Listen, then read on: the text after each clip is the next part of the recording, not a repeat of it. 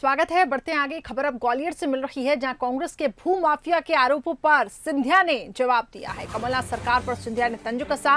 कहा, सिंधिया परिवार के पास 300 साल पुरानी संपत्ति है। मेरा जन्म अच्छे घर में हुआ है, ये गलती मैं स्वीकार करता हूं। कुछ लोग बन गए हैं और आज नए महाराजा। 15 महीने तक प्रदेश में कांग्रेस का कुशासन था। तो कांग्रेस पर निशाना साधा है ज्योतिरादित्य सिंधिया ने। उन्होंने कहा कि 15 महीने तक प्रदेश में कांग्रेस का कुशासन था और उपचुनाव में महासंग्राम, बयानबाजियों का दौर भी शुरू हो चुका है।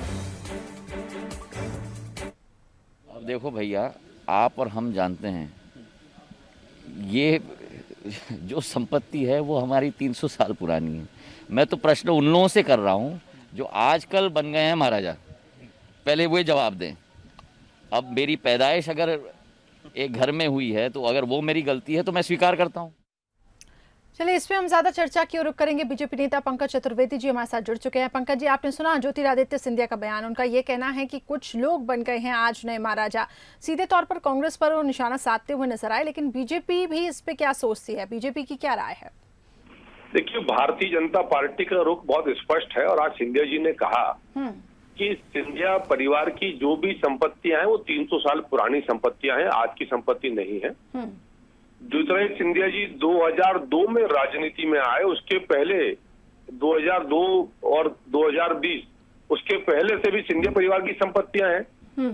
और ज्योतिरादित्य सिंधिया जी यदि सिंधिया परिवार में जन्म लिया है तो उसमें उन्होंने ठीक है कि उनका क्या दोष है। मुझे तो कांग्रेस की बुद्धि पर तरस आता है कि कांग्रेस राजनीति करने के लिए यदि इस घटिया स्तर पर आ जाएगी, मुझे उम्मीद नहीं थी। और हम मानते हैं कि कांग्रेस पार्टी बौखलाहट में सत्ता से बाहर गए हैं और ज्योतिरादित्य सिंधिया जी ने कार्यकर्ता के मान सम्मान के लिए, जनता के अधिकारों के लिए कांग्रेस पार्टी छोड़ी और भारतीय जनता पार्टी की सदस्यता ली और इसलिए कांग्रेस आज सड़कों पर है।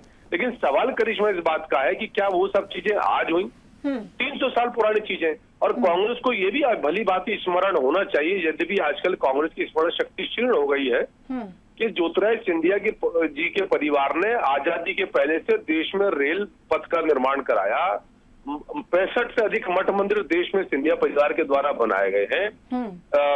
कन्या विद्यालय, कन्या महाविद्यालय, चिकित्सालय, तमाम सारी चीजें जिनके बारे में उस समय कोई सोचता नहीं था, वो सब चीजें सिंधिया परिवार ने निर्मित करी। और जब अवसर आया तो उसमें से बहुत सारी चीजें राष्ट्र को, राज्य को समर्पित करी। तो जिनका कभी पूरा ग्वालियर था, उनकी संपत्ति पर, मतलब ग्वालियर, खाली ग्वालियर की बात नहीं कर रहा, ग्वालियर रियासत, पूरा मालवा, हमारे विदिशा, भोपाल के आसपास का क्षेत्र, उन पर यदि कांग्रेस के कुछ लोग जिनकी कोई राजनीतिक क्षमताएं और स्थिति नहीं है, वो यदि सवाल पूछे और आरोप लगाए, ये बात अलग है कि आज सोशल मीडिया का दौर है तो मीडिया में कहीं उनको जगह मिल जाती है। और मेरा बड़ा विनम्र आग्रह कांग्रेस है कि यदि उनमें थोड़ी सद्बुद्धि शेष है तो तार्किक बात करें, सत्य के आधार पर, तथ्य के आधार पर। सैयद जाफर जी, क्या कहेंगे आप?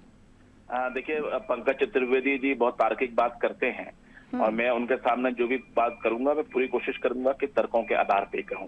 पहले तो जितना ज्ञान मुझे है पंकज जी, कि जो रियासतों की आप बात कर रहे थे, ये सब काम आजादी के पहले थे और जिस प्रकार से आजादी के वक्त सारी रियासतों का विलय हुआ था, उस वक्त उनकी सारी जायदादों का भी विलय हुआ था। ये दस्तावेज बताते हैं, चाहे वो 17-18 के दस्तावेज की हम बात करें, चाहे हम 62-67 के मिसलबंदी की बात करें।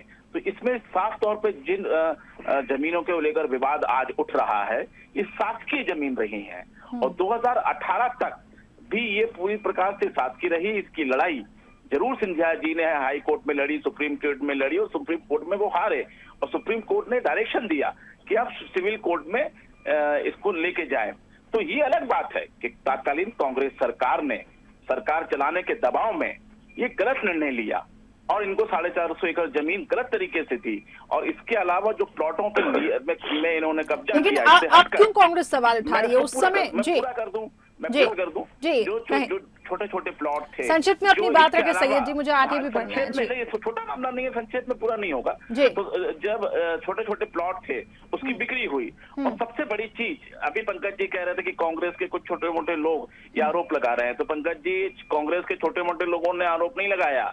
ये आपके भारतीय जनता पार्टी के सबसे बड़े नेता प्रभात झा जी ने आरोप लगाया है, उठा के देख लीजिए पुराने रिकॉर्ड।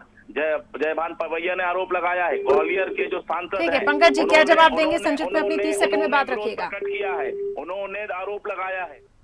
पंकज जी, आप तक मेरी कांग्रेस आवाज की पहुंच बात पा रही है? आप कांग्रेस पार्टी की बातों का जवाब ना दे पंकज जी, लेकिन आपको प्रभात झा की बात का जवाब देना पड़ेगा। चलिए सैयद जी, आपके सवालों का जवाब मिल पाता, लेकिन पंकज जी के साथ हमारा फोन डिस्कनेक्ट हो गया है। और बहुत बहुत शुक्रिया आपका भी हमारे साथ जुड़ने के लिए। लेकिन यही सवाल उठता है कि जब पहले क्यों नहीं आखिर कांग्रेस ने इस पे सवाल उठाया? अब क्योंकि उपचुनाव भी नजदीक है, ऐसे में एक के बाद एक यहाँ पे बयानबाजियों का दौर और हमला भी बोला जा रहा है।